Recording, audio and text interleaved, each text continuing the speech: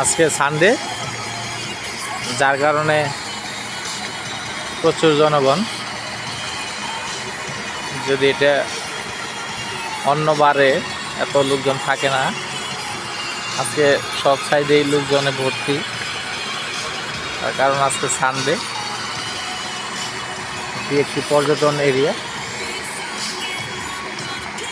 তার কারণে লোকারণ্য হয়ে গেছে ইতিমধ্যে।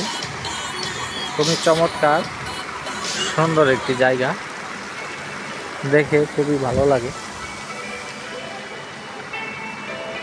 রয়েছে পাহাড়।